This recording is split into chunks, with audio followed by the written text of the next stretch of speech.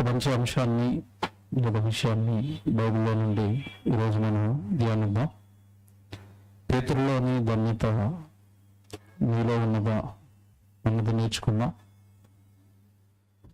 దేవుని పిల్లరా, పేతురులోని ధన్యత నీలో ఉన్నదా? దేవుడు బైబిల్ని రాయించి మన చేతుల్లో పెట్టాడు. పరలోకం ఉన్న కన్న తండ్రిగా భూమి మీద ఉన్న మనలను ప్రేమించి మనల్ని క్షేమంగా ఉంచడానికి లేదా మనల్ని బాగు చేయడానికి, మనల్ని పరిశుద్ధులుగా పవిత్రులుగా ఉంచడానికి మన జీవితానికి సంబంధించిన ఎన్నో సంగతులు దేవుడు బైబిల్లో రాయించాడు. అందులో ఈరోజు మనం ఆలోచిస్తున్న ధన్యత లేదా ధన్యతలు కూడా కనబడతాయి బైబిల్లో. పేతురులోని ధన్యత నీలో ఉన్నదా అని ఎందుకు పెట్టామంటే, అసలు ధన్యత అంటే ఏంటో అర్థం చేసుకుంటే పేతురు గారిలో ఉన్నది ఏంటో, మనలో లోపం ఏంటో మనల్ని మనం చక్కబెట్టుకోవడానికి, వాక్యానుసారంగా మన జీవితాన్ని కట్టుకోవడానికి ఉపయోగపడుతుంది. ధన్యత అన్న పదం బైబిల్లో చాలా చోట్ల మనకు కనబడుతుంది. ఏంటి పదానికి అర్థం అంటే, ధన్యత అన్న పదానికి మరొక అర్థమే దీవెన, లేదా ఇంకా మీకు అర్థం అవ్వాలంటే ఆశీర్వాదం అని చెప్పొచ్చు. ఇంగ్లీష్లో మీరు టైప్ చేసి చూడండి. ధన్యతకు అర్థం ఇంగ్లీష్లో ఏమని ఉంటుందంటే బ్లెస్డ్ అని ఉంటుంది. అంటే ఆశీర్వాదం లేదా దీవెనలు అన్న అర్థాన్ని ఇస్తాయి. ఇంతకీ పేతురు గారిలో కనపడుతున్న ఆశీర్వాదం ఏంటి, ఆ ధన్యత ఏంటి? అది మనలో ఉండాలని దేవుడు ఎలా కోరుకుంటున్నాడు? ఇది మనం బైబిల్లో నుండి బైబిల్లో చాలా రకాలుగా దేవుడు రాయించాడు. జాగ్రత్తగా ఉండి ఇక్కడి నుంచి చాలా రకాల ధన్యతలు బైబిల్లో దేవుడు రాయించాడు. చాలా రకాల దీవెనలు, చాలా రకాల ఆశీర్వాదాలు రాయించాడు అని అర్థం దానికి. ఎందుకంటే ధన్యత అనేసరికి దీవెన ఆశీర్వాదం కనుక అటు భాగ్యంలో మనం ఉండాలి అని చాలా రకాల దీవెనలు ఆశీర్వాదాలు రాశాడు. కానీ ఈరోజు పరిస్థితి ఏంటి క్రైస్తవ్యంలో అంటే, దీవెన లేదా ఆశీర్వాదం అనగానే కేవలం ఆస్తులు, పొలాలు, లేదంటే బంగారమో, డబ్బు, ఉద్యోగమో, శరీర సంబంధమైనవే ఆశీర్వాదాలు అన్న ఆలోచన ఈరోజు క్రైస్తవంలో ఎక్కువగా బోధకులు నింపేశారు. ఇది బోధకులు చేసిన పొరపాటు. పాపం క్రైస్తవ్యం అమాయక క్రైస్తవ్యం, అమాయకులు అనే విశ్వాసులు ప్రొజెక్ట్ చేసింది ఏంటి ఎక్కువగా అంటే, ధన్యత అనగానే, ఆశీర్వాదం అనగానే, దీవెన అనగానే ఇవన్నీ నింపారు ఈరోజు విశ్వాసుల జీవితాలలో. అంటే నీకు పొలం ఉంటే నువ్వు ధన్యుడివి, ఆశీర్వదింపబడిన వాడు, దీవెన అని. ఆస్తి ఉంటేనో, సంపద ఉంటేనో, మంచి ఉద్యోగం ఉంటేనో, అన్ని సక్రమంగా ఇంటి నిండా సంతోషం ఉంటేనో నువ్వు ధన్యుడువు, దీవెన పొందినవాడు, ఆశీర్వదింపబడిన దానువు అని చెప్పుకుంటూ వెళ్ళిపోయారు. మీరు బాగా ఆలోచించండి. ఒక ఇల్లు కట్టుకున్నా, ఒక పొలం కొనుక్కున్నా, క్రైస్తవులకు ఏమన్నా మరి ఈరోజు చెప్తున్న మాట ఏంటంటే, మీరు ధన్యులు, దేవుడు మిమ్మల్ని దీవించాడు, దేవుడు మిమ్మల్ని ఆశీర్వదించాడు అని చెప్తారు. బైబిల్లో ఒక సందర్భాన్ని మీకు జ్ఞాపకం చేస్తాను, మీ అందరికీ తెలిసిందే. ధన్యత లేదంటే దీవెన, ఆశీర్వాదం అనుకుంటే, ఆస్తులు, పొలాలు అని అనుకుంటే, యేసు ప్రభువుని కన్న తల్లి మరియా ప్రభువుని కనబోతున్నాడు అన్న వార్త పెట్టుకుని దూత వచ్చింది. దూత మరియమ్మతో మాట్లాడుతూ ఒక మాట ఉంటుంది, మీ అందరికీ తెలుసు. స్త్రీలలో నీవు ఆశీర్వదింపబడిన దానవు అని మాట్లాడింది. అది ఇప్పుడు మరియమ్మ గారికి వచ్చిన ఆశీర్వాదం ఏంటో నాకు చెప్పాలి. ఆస్త, పొలమా, ఇల్లులా, మరియమ్మ గారి ఇంటి నిండా బంగారమా? ఏమొచ్చిందండి మరియమ్మకి ఆశీర్వాదం? బాగా ఆలోచించండి. ఏమొచ్చింది ఆశీర్వాదం? ప్రభువుని కన్నందుకు కష్టాలు, ప్రభువుని గర్భాన్ని మోస్తున్నందుకు, మరి వివాహం కాకమునిపే గర్భవతి అయిందన్న నింద, అవమానాలు, వేళన, ఇవన్నీ ఆశీర్వాదాలు ఎలాగయ్యాయి? లోతుగా ఆలోచించాలి. ఇవే మరియమ్మకి ఆశీర్వాదాలు ఎలాగయ్యాయి? అవి ఆవిడ కోసం అవి పడితే హేళనలు అవుతాయి, కానీ అవన్నీ ఎవరి కోసం పడుతుంది? ఆవిడ ప్రభు కోసం, దేవుడి కోసం. అంటే ప్రభు కోసం నువ్వు అవమానపడినా, ప్రభు కోసం నువ్వు నిందల పాలైనా, ప్రభు కోసం నువ్వు శ్రమల పాలైనా అదేంటంట? ఆశీర్వాదమేనా? కొత్త నిబంధన ఆశీర్వాదం ఇది, కొత్త ఆశీర్వాదం ఇది, క్రైస్తవులకు తెలియని ఆశీర్వాదం ఇది. అంటే ప్రభు పక్షాన నువ్వు ఏ శ్రమ పడుతున్నా, ఏ కష్టం ఎత్తుకున్నా, నువ్వు ఎవరైనా ప్రభు పనిలో ఉంటున్నందుకు నువ్వు నిందిస్తున్నా, దూషిస్తున్నా, ద్వేషిస్తున్నా, అది నీకు ఆశీర్వాదం. మరేమోకి వచ్చింది అదే. అది ఆవిడ పర్సనల్ గా తప్పులు చేసో, నేరాలు చేసో ఆవిడ ఎదుర్కొన్న అవమానాలు కాదు, హేళనలు కాదు, నిందలు కాదు. ప్రభువుని, ఈ లోక రక్షకుడిని గర్భాన మోస్తున్నందుకు, ప్రపంచ రక్షకుడిని తన గర్భంలో పెట్టుకున్నందుకు మహాతల్లి మరియకు ఎదురైన అవమానాలు అవి. వాటి గురించి తూతన్నది, అమ్మా నీకు వస్తున్న ప్రతి అవమానం కూడా నీకు ఏటట ఆశీర్వాదమే అని చెప్పింది. ఇప్పుడు జాగ్రత్తగా వినాలి. అంటే ఆశీర్వాదం అంటే కేవలం ధనమో, డబ్బో, ఉద్యోగమో కాదు. ప్రభు పక్షాన శ్రమలు, కష్టాలు కూడా ఆశీర్వాదంలే, దీవెనలే. ఇది మనకు అర్థమైంది. ఇంకా మీకు కాస్త అర్థం అవ్వడానికి బైబిల్లో ధన్యతల గురించి మీకు అర్థం అవ్వాలి. ఎందుకంటే పేతురు గారిలో ఉన్న ధన్యత ఏంటో మనకు అర్థం అవ్వాలి అంటే, ముందుగా అసలు దేవుడు బైబిల్లో ఎవరిని ధన్యుడు అంటున్నాడు, ఏ విషయాల్లో నువ్వు ధన్యుడు అంటున్నాడు, ఏ విషయాన్ని కలిగిన వాడిని ధన్యుడిగా దేవుడు ఎంచుతున్నాడు, ఇవన్నీ కొంచెం మనకి అర్థమైతేనే పేతురు గారిలో కనబడినది మనకి చాలా గొప్పగా కనబడుతుంది. ముందు ఇవన్నీ అర్థమైతే. మీకు మత్తయి సువార్త నాకు తెలిసి అందరూ ఖచ్చితంగా బైబిల్ చదువుతారు. ఎందుకంటే మీరు బైబిల్ చదవండి అన్నప్పుడు ఖచ్చితంగా అందరూ మత్తయి సువార్త ఓపెన్ చేస్తారు. కొత్త సంవత్సరాలు జనవరి 1వ తారీఖున ఎలాగైనా సరే ఈ సంవత్సరం ఏం పూజ చేయాలి? బైబిల్ పూజ చేయాలని కరెక్ట్గా 5వ అధ్యాయానికి వచ్చేసరికి ఓపిక అయిపోద్దిగా. 5 అధ్యాయాలు మొత్తం మీద కష్టపడి చదివేస్తారు. ఖచ్చితంగా 5వ అధ్యాయానికి వచ్చి ఉంటారని నమ్మకంతో మాటలు చెప్తున్నాను. 5వ అధ్యాయంలో కొండ మీద ప్రసంగం అని దాని పేరు. యేసుక్రీస్తు వారి మాటలు ప్రసంగం. అది ప్రసంగం ఆయన ఏమని ప్రారంభించాడు తెలిసింది? అక్కడ ధన్యతల గురించి మాట్లాడతాడు. 3వ వచనానికి వెళ్ళేసరికి అంటాడు, ఆత్మ విషయమై దీనులైన వారు ధన్యులు, పరలోక రాజ్యము వారిది. జాగ్రత్తగానండి. ఆత్మ విషయమై ఎవడైతే భూమి మీద దీనుడైపోతాడో వాడు ఎవరట? ధన్యుడు. ఇది ధన్యతగా లోకానికి కనబడుతుందా? దీనత్వం కలిగి ఎవరేమన్నా పట్టించుకోకుండా, ఎవరేమంటున్నా పట్టించుకోకుండా తన పని, దేవుడి పని తాను చేసుకుంటూ వెళ్ళిపోతున్నాడు. ఎవరిని పట్టించుకోడు, నిందించినా పట్టించుకోడు, అవమానించినా పట్టించుకోడు. తనకు తక్కిన దేవుడి పని ఏదో తాను చేసుకుంటూ వెళ్ళిపోతాడు. అలాంటి ఏం చేసి లోకం ఏమనుకుంటే చెప్పండి?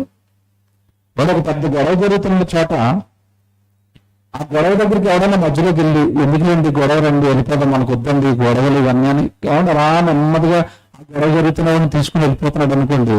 చూస్తున్న సమాజం ఆ గొడవ వద్దని తీసుకుని వెళ్ళిపోతున్న వాడిని ఎలా చూస్తుంది చెప్పండి నాకు? ఈ రోజు లోకం ఎలా చూస్తుంది? చేతకనుడండి, బలం లేనుడండి. ఎందుకంటే ఈ రోజు హీరో ఎవరంటే కత్తెదుకుని 100 మంది మరిగేలా ఆవిడ మంచిది ఈ రోజు లోకానికి. అందుకే చూడండి, మీరు సినిమాలలో హీరోని నిలబెట్టినప్పుడు ఖచ్చితంగా 6 పాటలు 3 ఫైట్లు. ఇది సినిమా సూత్రం. హీరో అనేసరికి అమ్మాయితో డాన్స్ వేయాలి, ఎదురు అవడమైతే అది ముక్కు తగలేదేలా, ఆడే హీరో. అదే కదండి, అదే కదండి సినిమా ఫార్ములా. చిరంజీవి అయినా, వెంకటేష్ అయినా, నాగార్జున అయినా అవతరాన్ని చిత్తకొట్టేటనే సినిమా చూస్తారు. అతని కొడుకు, చిరంజీవి కొడుకు సినిమా తీశాడు, చాలా పెద్ద సూపర్ హిట్. అది కోట్ల రూపాయలు కొలగొట్టేసిందట. ఎందుకో కొలగొట్టేసిందంటే కత్తెట్టి 100 మంది నరికేసాడు అంతే. నరికేస్తే హీరో, చంపేస్తే హీరో. అలా కాకుండా ఏముంది, 2 గొడవలు ఎందుకండి, మీరు ఒకటండి, మీకు 3 నెలలు ముచ్చటండి, జీవితంలో గొడవలు ఎందుకండి, సమస్యలు ఎందుకండి, ఏ వద్దండి, మన గొడవలను వెళ్ళిపోతున్నాడు అనుకోండి, అది హీరో అంటారా? చేతకానుడండి, ఏమి లేనుడండి. నీచంగా చూస్తారు సమాజం. జాగ్రత్తగా వినాలి, లోకానికి దేవునికి తేడా. అలా ఎవరైతే తను తాను తగ్గించుకుని గొడవలొద్దు, కొట్లాటలొద్దు, పరలోకం వెళ్ళిపోతాం, ఈ లోకం నాకు వద్దు అనుకుని దీనత్వంతో బ్రతుకుతున్నాడు. ఆత్మ విషయమై దీనుడైన వాడు ధన్యుడు అన్నాడు. ఎవరంటున్నారు ధన్యుడైన వాడిని? యేసుప్రభు ధన్యుడు అన్నవాడిని, దేవుడు ధన్యుడు అన్నవాడిని లోకం ఏమంటుంది చెప్పాలి నాకు? నీచుడు అంటుంది, పనికిరాని వాడు అంటుంది. వెరీ గుడ్, జాగ్రత్తగా వినాలి. దేవుడిని పట్టిస్తాను ఈరోజు, దేవుడి ఉద్దేశాలు మీకు పట్టిస్తాను. నిజంగా పేతురు గారిలోనండి అసలు నేను ఆలోచించినప్పుడు వండర్ అయిపోయానండి. ఇలా ఉండాలా, ఇవా ధన్యతలు అంటే అనిపించింది నాకు. ఇవా ఆశీర్వాదం అంటే, దీన్న ఆశీర్వాదంగా మనం భావించాలి అని ఆశ్చర్యపోయాను. మత్తయి సువార్తలో మొదట ఆత్మ విషయమై దీనిలోని వారు ధన్యులు, పరలోక రాజ్యం వారిది అని ప్రారంభించాడు కదా. మీరు 5, 6, 7 అండ్ అలా కిందకి 4, 5, 6, 7, 10వ వచనం వరకు వెళ్ళిపోతుంది. సుమారుగా 7, 8 ధన్యతల గురించి మాట్లాడుతాడండి. సాత్వికులు ధన్యులు, వాళ్ళు భూలోకాన్ని స్వతంత్రించుకుంటారు అన్నాడు. అంటే ఎవడైతే భూమి మీద సాత్వికంతో ఉంటాడో వాడు ఎవడట ధన్యుడు. ఇప్పుడు సాత్వికుడిని లోకం ధన్యుడు అనుకుంటుందా? ఏమంటే చాలా మంది తెలియకుండా మాట్లాడతారండి. కొంతమంది భర్తల పాపం ఇంట్లో గొడవకి ఒప్పుకోరు. భార్య కాస్త ఘాటుగా మాట్లాడుతున్నా, భార్య కాస్త కటువుగా ఉంటున్నా, భార్య కాస్త గొడవలు లేదంటే వాయిస్ రేజ్ చేస్తున్నా, చాలా మంది భర్తలు ఎందుకులే భార్య కదా భరించుకోవాలి, వద్దు గొడవలు వద్దు, కుటుంబాన్ని అలర్ట్ చేసుకోకూడదని నెమ్మదిగా ఉంటారండి. ఆ నెమ్మదిగా ఉన్న భర్తల్ని లోకం ఏమంటారు చెప్పండి? వాళ్ళ ఏదో వాళ్ళ అత్తగారు అయితే ఓ మాట అంటది, వాళ్ళ అమ్మ చేతగానం చేసేసిందండి, నా కొడుకుని చేతగానం చేసిందండి, వాటిలో రోషం లేకుండా చేసిందండి, ఉప్పుకారం తింటున్నావరా అంటారా అనరా? అంటే నెమ్మదిగా ఉంటే చూసారు లోకం ఏమంటుందో. దేవుడు ఏమన్నాడు తెలుసా? ఆ సాత్వికంగా ఉన్నవాడే ధన్యుడు, ఆడికి బీపీ రాదు, ఆడికి పెద్ద పెద్ద కోపంతో కూడిన అరుపులు, కేకలు, కుట్లాట్లాడు ఉండవు, ప్రశాంతంగా ఉంటాడు, ఎక్కువ కాలం బ్రతుకుతాడు. నెమ్మదిగా ఉన్న వాళ్ళు ఎక్కువ కాలం బ్రతుకుతారు తెలుసండి. భూమి మీద ఎక్కువ కాలం బ్రతికే జంతువు ఏదో తెలుసా? తాబేలు. ఎందుకు బ్రతుకుతాయి చెప్పండి? కుక్క పరిగినట్టుగా పరిగెట్టదు అది. ఎవడు చచ్చిపోతున్నా అలా కాలు తీసి ఇలా కాలేస్తుంది. అర్థం ఏంటి? తొందరపాటు లేదు నాకు, నెమ్మదిగా వెళ్తాను, ఎవరి చావాడు చావండి, నేను ఇంతే, నన్ను అడికింతే. అది ఎక్కువ కాలం బతుకుతుంది. తొందరగా పరిగెట్టేవన్నీ త్వరగా చచ్చిపోతాయి. సాత్వికులు ధన్యులు, ఎంత బాగా చెప్పాడండి బైబిల్లో దేవుడు. సాత్వికులు ధన్యులు, వాళ్ళు ఏం చేస్తారట? భూలోకాన్ని స్వతంత్రించుకుంటారు. ఇక్కడ ఇంకోటి చెప్తానండి నేను, నిజంగా అలా నెమ్మదిగా బ్రతకటం సాత్వికం మన ఆరోగ్యానికి మంచిది, మన ఆత్మీయ జీవితానికి మంచిది. అయితే రెండోది ఏంటంటే అక్కడ దేవుడు చెప్తున్నది, ఈ సాత్వికులట భూలోకాన్ని స్వతంత్రించుకుంటారట. అంటే అర్థం ఏంటంటే భూమి మీద ఉన్న మనుషుల యొక్క మనసులను గెలుచుకుంటారు సాత్వికులు. ఎప్పుడు మీకు ప్రాక్టికల్గా మీకు అర్థం చేస్తాను, ప్రాక్టికల్గా మీకు అర్థమవుతుంది. భూమి మీద ఎవరైతే కాస్త నెమ్మదిగా సాత్వికంతో ఉంటున్నారో వాళ్ళతో మనం ఉండాలనుకుంటామండి, వాళ్ళతో మాట్లాడాలనుకుంటాం, వాళ్ళ పక్కన కూర్చోవాలనుకుంటాం, వాళ్ళతో గడపాలనుకుంటాం. ఎవరితోని? సాత్వికులతోని. వాళ్ళంటే మనకి ఇష్టం ఏర్పడుతుంది తెలియకుండానే మన మనసులో. నేను భలేగా ఉంటాడండి, ఎవరేమన్నా పట్టించుకోడండి, ప్రశాంతంగా నవ్వుతూ ఉంటాడండి, సాత్వికుడండి, మంచోడండి, ఉండాలనిపిస్తుందని అంటాడు. అలా కాకుండా కొంతమంది చూడండి, ముఖం ఇంతలా ఉంటుంది, కళ్ళు ఎర్రగా ఉంటాయి, ఎవడు మాట్లాడిన ఏంట్రా అంటున్నాడు అనుకోండి, అలాంటి వాళ్ళు పక్కన ఎవరైనా వెళ్తారా మీరు చెప్పండి? అసలు వాళ్ళతో మాట్లాడాలనిపిస్తుందా? వాళ్ళతో ఉండాలనిపిస్తుందా? నిజంగా మీరు బాగా ఆలోచించగలిగితేనండి, దేవుడు చెప్పిన వాస్తవాలు, సాత్వికంతో ఎవరైతే ఉంటున్నారో వాళ్ళు భూలోకాన్ని ఏం చేస్తారట? స్వతంత్రించుకుంటారు. బెస్ట్ ఎగ్జాంపుల్ ఎవరో తెలుసండి? యేసుప్రభు అండి.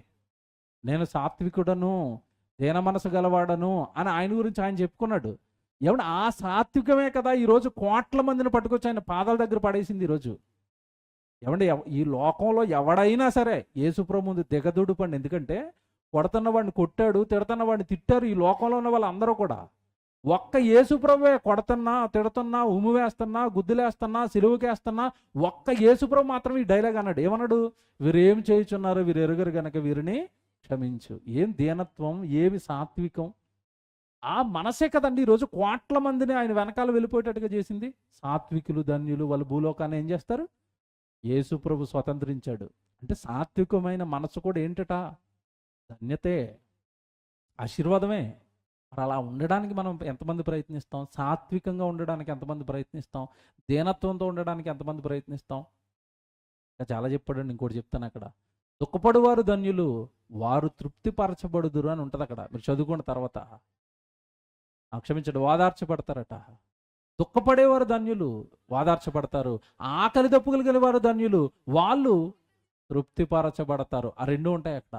అంటే ఆకలితో ఉన్న వాళ్ళు కూడా ధన్యులేనట.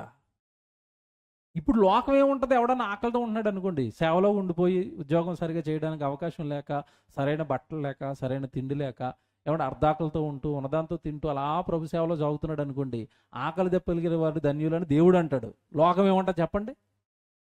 వీడికి బ్రతకడం రాదండి, అందరూ శుభ్రంగా ఉద్యోగం చేసుకుని వీడు తెల్లారితే గుడి అంటాడు, వీడు సేవ అంటాడు.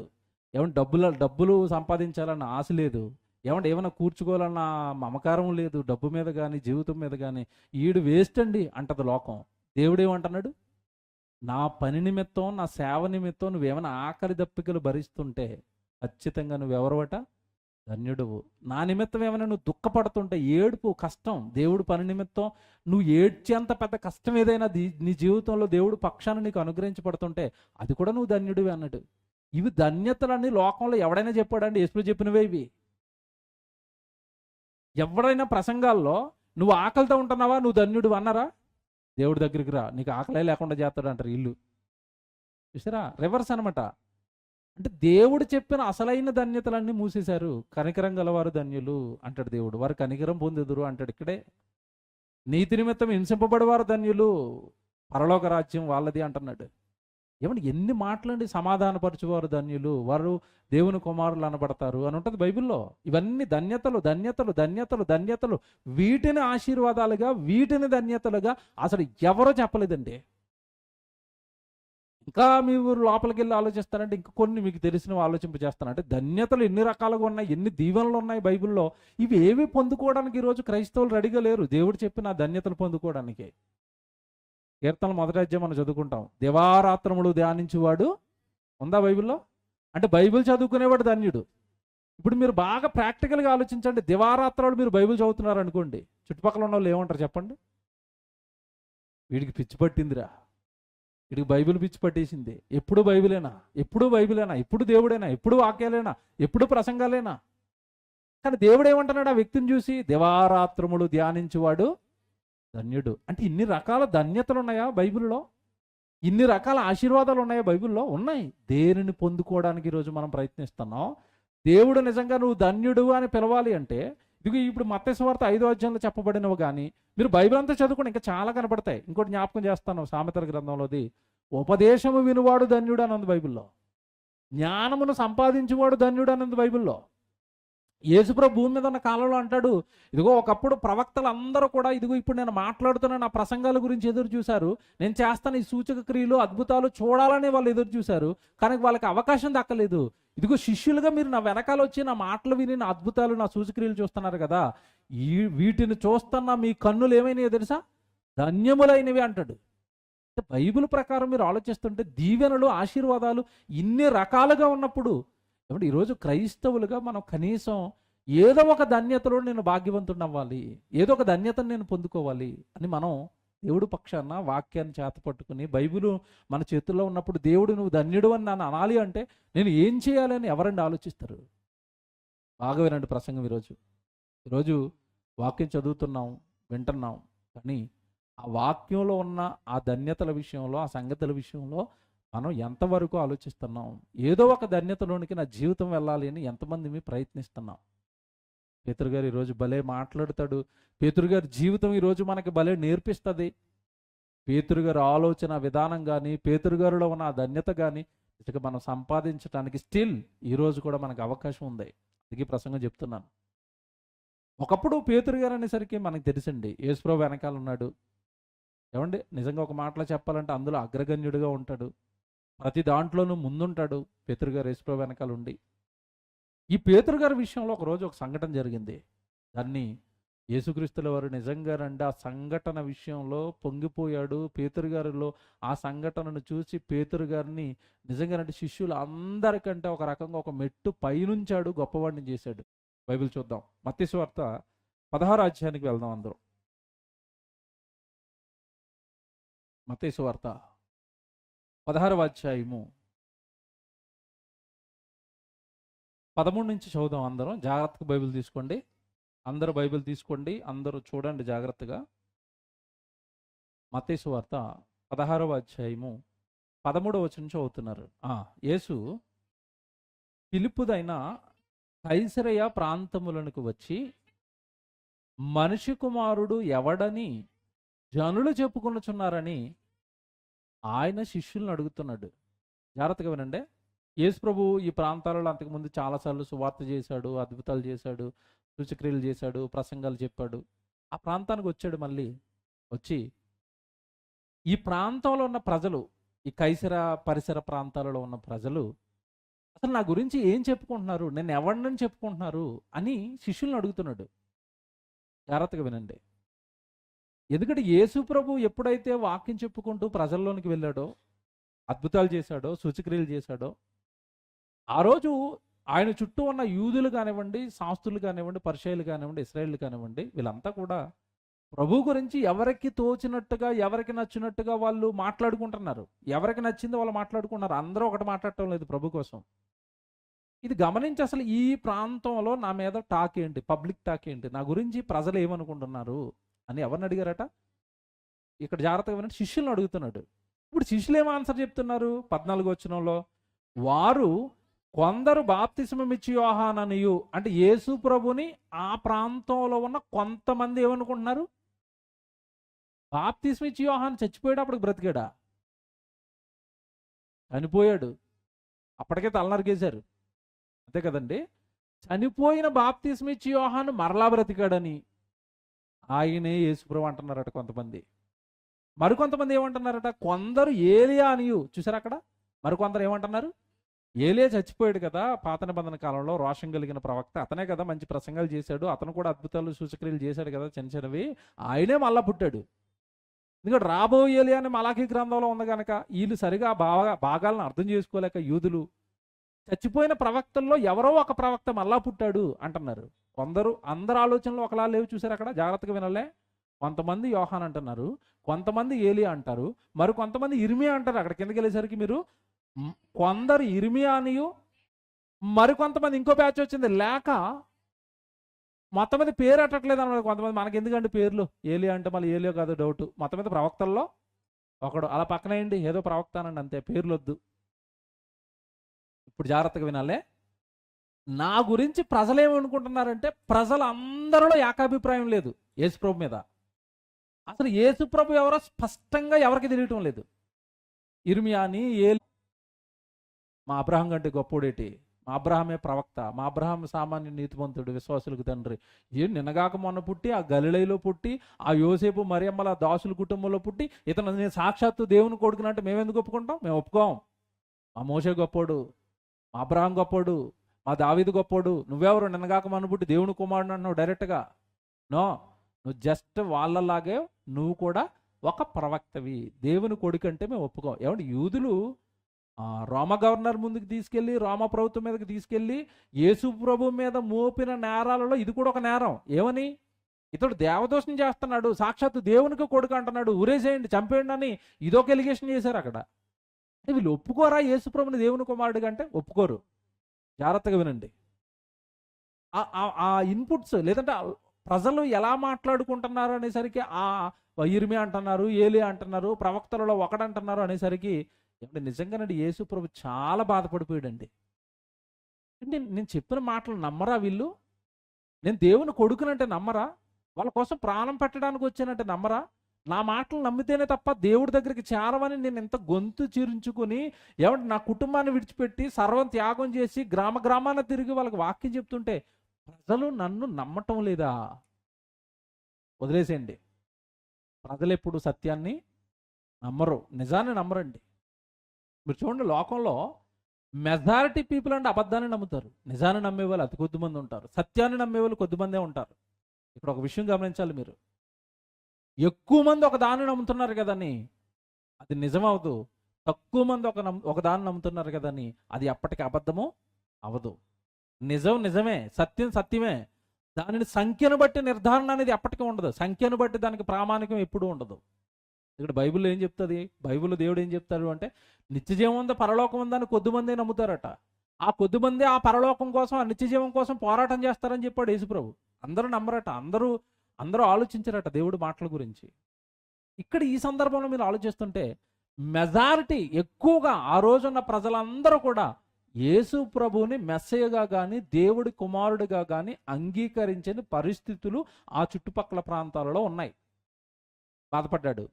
ఓన్లీ అండి వాళ్ళకి ఎన్ని ప్రసంగాలు చెప్పినా వాళ్ళు నమ్మరు, వాళ్ళ మనసులు అంతే, వాళ్ళ హృదయాలు అంతే. పోలీ వాళ్ళని విడిచిపెట్టేయండి, నా వెనకాల తిరుగుతున్నారు కదా, ఇప్పుడు మీ సంగతి ఏంటని అడిగాడు. ఇప్పుడు బాగుంటుంది చూడండి సందర్భం. వాళ్ళ విషయం వదిలేండి, వాళ్ళు నమ్మరు కదా, వాళ్ళ అభిప్రాయాలు ఎలాగ ఉన్నాయి కదా, మీ సంగతి ఏంటి, మీరేమనుకుంటున్నారు నా గురించి అని అడుగుతాడు చూడండి. 15 వచ్చినప్పుడు ప్రశ్న వేసిన తొలుత చెయ్యి లేచి ఒక చెయ్యి ఉంటుందండి. ఉండడానికి 12 మంది ఉంటారు అక్కడ, ప్రతిసారి ఒకటే చేయలేగుతుంది ఇలాగా. ఎవరు? పేతురు గారండి. నిజంగా వండరండి, ప్రతిసారి ఈయన లేపుతాడు చెయ్య. మీరు ఎలా చెప్తారంటారా? వీళ్ళందరూ ఒక సందర్భంలో సముద్రంలో ఏమండి ఆ వాళ్ళ పడవలో ఉన్నారండి. యేసుప్రభు ఎక్కడికో వెళ్ళి మొత్తం మీద నీళ్ళ మీద అలా నడుచుకుంటూ వచ్చేస్తున్నాడు. దెబ్బకి అల్లిపోయారు వీళ్ళు. మొత్తం మీద నీళ్ళ మీద ఏదో భూతం వచ్చేస్తుంది, దెయ్యం వచ్చేస్తుంది అని అరుపులు కేకలు గొల్లు అనిపోతున్నారు పడవలో. యేసుప్రభు అన్నాడు, బాబు నేను భూతాన్ని కాదు దెయ్యాన్ని కాదు రావు, నేను మీ ప్రభువుని, ఎందుకు మీరు కంగారు అయిపోతున్నారంటే అప్పుడు నిమ్మలించారండి అందరూ. అమ్మ ప్రభువా, నీళ్ళ మీద నడిచేస్తాడు ఆ ప్రభు. అందరూ సైలెంట్గా ఉన్నారండి. ఒక ఆయన మళ్ళా చెల్లేపుతాడు. ఎవరు? మళ్ళా పేతురు గారే. ప్రభువా, నేను కూడా ఒకసారి ట్రైల్ వేస్తాను, నేను కూడా ఒకసారి నీళ్ళ మీద నడుస్తాను. నడుస్తావా? నడు నాయన, నువ్వు విశ్వసి, నేను నడుస్తున్నాను అన్నది నువ్వు నమ్మితే నడుస్తావు, నువ్వు నడు అన్నట్టు. ఏమంటే నిజంగా మీరు ప్రాక్టికల్గా ఆలోచించండి, బాగా ఆలోచించాలి ఆ సందర్భాన్ని మీరు. అసలు నీళ్ళ మీద అప్పటి వరకు ఎవడైనా నడవటం చూసారా? చూడలేదు. ఒకవేళ పోనీ మన ఇంట్లో టబ్బులో నీళ్ళు పెట్టుకుని అందులో కాలేసి కిందకి వెళ్ళిపోద్దా, పైన ఉంటుందా? అంతకుముందు మరి పేతురు గారు స్నానాలు చేసి ఉండడా, నీళ్ళలో కాలు పెట్టి ఉండడా? అసలు వాళ్ళ జాలర్లు అంటే ఎన్నిసార్లు చేపల వేటక సముద్రంలోను నదుల్లోనూ దిగి ఉండరు? 10 సార్లు మునిగిపోతాడు కదండి, కాలు మునిగిపోతాడు, మనిషి మునిగిపోతాడు. అవన్నీ చూసి కూడా యేసు ప్రభు నడుస్తున్నాడు అని, నేను నడుస్తాను ప్రభు అన్నాడు. పెట్టాడు అడుగు, పెట్టాడు. నిలబడ్డా? కొద్దిసేపు నిలబడ్డాడు. జాగ్రత్తగా వినాలే. నడిచాడు, మొత్తం పడిపోలేదండి, అడుగట్టంగానే ఏం పడిపోలేదు అతను. నడిచాడు. నడుస్తున్నప్పుడు మధ్యలో డౌట్, నేనేనా నీళ్ళేనా? అదనమాట అక్కడ, నేనేనా నీళ్ళేనా? నడిచేస్తున్నాను, యేసుప్రభు దగ్గరికి వెళ్ళిపోయేవాడు. మళ్ళా ఎందుకో డౌట్, నిజంగా నీళ్ళేనా, లేదా యేసుప్రభు ఏమన్నా మ్యాట్ ఏం చేసాడా పైన? అంతే కదా. మన జీవితంలో కూడానండి దేవుడు ఎన్నో చేస్తాడండి. ఇంకా తెలుసండి, మీ జీవితాన్ని మీరు వెనక్కి తిప్పి ఆలోచించుకోండి. ఇప్పుడు అసలు ఇది జరుగుతుందా, అసలు ఇది ఇలాగ అవుతుందా అనుకున్న మీ జీవితంలో చాలా జరుగుంటాయి. మీరు చూసుకోండి, కావాలండి వెనక్కి తిరిగి ఇప్పుడు ఆలోచించండి. ఏమండి చాలా చోట్ల చాలా మందికి అండి డాక్టర్లు సైతం చేతులు ఎత్తేస్తారండి, ఇది బాగోదండి, ఇంక ఇంతేనండి పాపం బ్రతుకున్నంత కాలం అన్ని పెట్టేయండి అంటారు. అలాంటి కూడా బాగైపోయి గుళ్ళో కూర్చుంటారు చాలామంది. అది వండర్, అది అద్భుతం అది. కానీ దేవుడు చేశాడు. దాన్ని నమ్మి జీవితకాలం అదే విశ్వాసంతో ఉన్నాం అనుకోండి, అలాంటివి చాలా చూస్తాం. అంతే తప్ప అంతా బాగైపోయిన తర్వాత, అంతా సెట్ అయిపోయిన తర్వాత తొలినాళ్ళలోనేమో దేవుడు బాగు చేశాడండి, దేవుడు నిలబెట్టాడని అంటారు. కొంతకాలానికి ఏమంటారు తెలుసా? అలాంటి రోగమే ఎవరికైనా వచ్చింది అనుకోండి, పలానా హాస్పిటల్కి వెళ్ళండి, హాస్పిటల్లో నాకు బాగైందని అంటాడు. ఇప్పుడు విశ్వాసం హాస్పిటల్ మీద ఉందా, దేవుడి మీద ఉందా? తేలిపోయింది అనమాట. ఇంకా రెండోసారి ఏమైనా వచ్చిందనుకో ఇంక బాగు చేయడు, ఎందుకంటే నువ్వు హాస్పిటల్ అంటున్నావు కదా. నీ విశ్వాసం కరెక్ట్ కాదు కదా, నీ నమ్మకం కరెక్ట్ కాదు కదా. దిగాడు ముందుకి, నడుస్తున్నాడు, నడిచేస్తున్నాడు, హ్యాపీ. అలాగే నడిచేస్తే బాగున్నావు. నేనైనా నీళ్ళ మీద ఖచ్చితంగా నడుస్తున్నానా, ఒకసారి కిందకు చూద్దాం, అల్ప విశ్వాసం. అప్పుడు ఏం చేశాడు? మునిగిపోయాడు, చేపట్టుకున్నాడు. ఈ సందర్భం మనందరికీ తెలుసు. అంటే అర్థం ఏంటంటే, పేతురు గారు ప్రతి దాన్ని కూడా ఓన్ చేసుకోవడానికి, నమ్మడానికి, ఆ ప్రకారం బ్రతకడానికి ఎవడు ప్రభు వెనకాల ఉండి ప్రయత్నించే ఒక మంచి వ్యక్తి అండి. ఇప్పుడు ఈ సందర్భంలో ఈ సందర్భానికి మనం వచ్చేసరికి మొట్టమొదట చేయలేపింది ఇక్కడ పేతురు గారే. పేతురు గారు చేయలేపి ఏమన్నాడు తెలుసండి? మీరు చాలాసార్లు చదువు ఉంటారు, జాగ్రత్తగా వినాలి. అది మత్తయి సువార్త 16వ అధ్యాయము 16 వచనం చూడండి జాగ్రత్తగా. మత్తయి సువార్త 16వ అధ్యాయం 16 వచనం. అందుకు సీమోను పేతురు, నీవు సజీవుడవైన దేవుని కుమారుడవైన క్రీస్తు అని చెప్పాను. బాగా వినండి.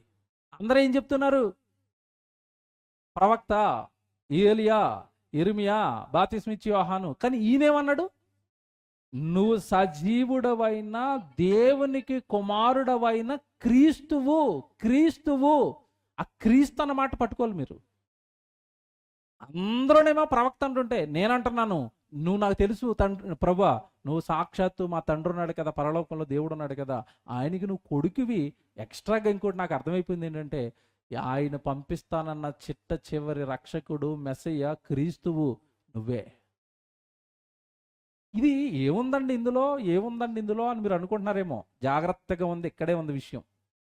లోకమంతా ప్రవక్త అంటుంటే, ప్రవక్తలలో ఒకడు అంటుంటే లోకం. జాగ్రత్తగా వినాలి. లోకం తీరు వేరు, లోకపు ఆలోచనలు వేరు, పరలోకంలో ఉన్న తండ్రి ఆలోచనలు వేరు. ఎప్పుడు కూడానండి మెజారిటీ, అదే చెప్పాను కదా ప్రారంభంలో, అక్కడున్న ప్రజలందరూ కూడా, అక్కడున్న ఆ చుట్టుపక్కల ప్రాంతాలలో ఉన్న వాళ్ళందరూ కూడా 4 వర్గాలుగా విడిపోయారు. ఇర్మియా అని, ఏలియా అని, ప్రవక్తలలో ఒకడని, రకరకాలుగా విడిపోతే, ఇక్కడ చూడండి ఈయన ఆలోచన చూడండి. ఇప్పుడు ప్రజలందరూ అది చెప్తున్నారు కదా, వాళ్ళు చెప్పిన దాంట్లో ఏదో ఒకటి చెప్పాలనుకోవట్లేదు. పేతురు గారిని పట్టుకోవాలి ఇక్కడే, పేతురు గారి మనసు పట్టుకోవాలి ఇక్కడే. ఇప్పుడు మీకు ఇది అర్థమవుతుంది. ఏమంటే ఇక్కడ ఒక 4-5 నిలబెట్టి ఒక ప్రశ్న వేసాం. ప్రశ్న వేస్తే 4 ఆన్సర్లు చెప్పారు. ఇప్పుడు మిమ్మల్ని అడుగుతాం, ఈ 4 ఆన్సర్లో ఏది రైట్ అన్నారు అనుకోండి, ఖచ్చితంగా మన మనసు ఎలా ఆలోచిస్తా చెప్పండి. ఈయన ఇది చెప్పాడు, ABCD ఏదో దానికి టికెట్ అవ్వాలి కదా. ఆ మధ్యలో అతను చెప్పింది రైట్ అండి అంటాం మనం, అవునా? ఇప్పుడు వాళ్ళు చెప్పిన 4 తప్పైనా కూడా 4 చెప్పారు కనుక 4 ఏదో ఒకటి ఖచ్చితంగా రైట్ అవుతుంది అని అనుకుంటాం మనం. పేతురు గారు అలా అనుకున్నాడా? పేతురు గారు అలా ఆలోచించాడా? పేతురు గారు ఈ మనసుతో ఉన్నాడంటే, నాకు మనుషులతో సంబంధం ఏంటి? మనుషుల అభిప్రాయాలు చెప్పారు కదా, నేను అది చెప్పడం ఏంటి?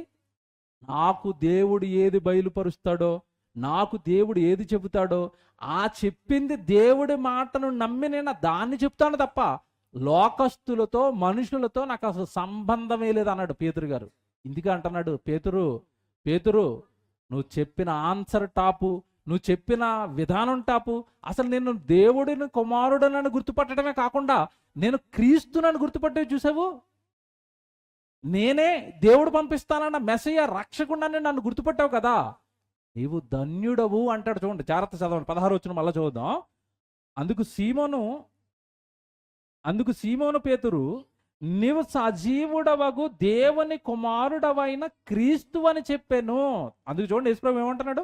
అందుకు యేసు, సీమోను బరయోనా నీవు ధన్యుడవు. చూడండి, ఏమంటే నిజంగా ఇది బ్లెస్సింగ్ కదా.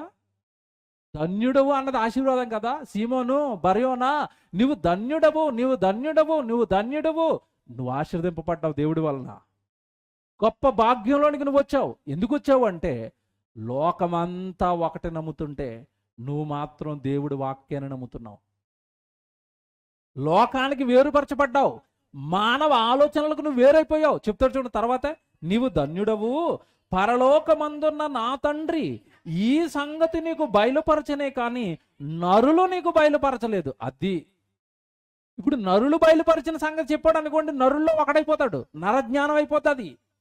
ఇప్పుడు ఇక్కడ పేతురు గారు మాట్లాడుతున్నది మనిషి జ్ఞానం కాదు, నరజ్ఞానం కాదు. ఏ జ్ఞానం అంట? దైవ జ్ఞానం. ఇక్కడ నిజంగానండి వండర్ ఏంటంటే నువ్వు చెప్తున్న సంగతి ఏదైతే ఉందో, ఏ సంగతి ఇంతకీ? నేను దేవుని కుమారుడినని, దేవుని కొడుకునని, సాక్షాత్తు పరలోకంలో ఉన్న కన్న తండ్రి చిట్ట చివరగా నియమించిన రక్షకుడినని, అభిషక్తుడినని నువ్వు గుర్తుపట్టావు కదా. నువ్వు ఆ విషయాన్ని నువ్వు ఖచ్చితంగా చెప్పావు కదా. ఈ విషయంలో నువ్వు ధన్యుడు అయిపోయావు. ఈ విషయాన్ని నీకు బయలుపరిచింది ఎవరట? దేవుడు. ఇప్పుడు జాగ్రత్తగా వినాలి. మన దగ్గరికి వస్తున్నాను, ఎందుకంటే పాఠం ఎటు తిరిగినా ఎక్కడికి రావాలి? మన దగ్గరికి రావాలి. మనమే నేర్చుకోవాలి కదండి. ప్రతి భక్తుడి జీవితం నుంచి మనం నేర్చుకోవాలి కదా.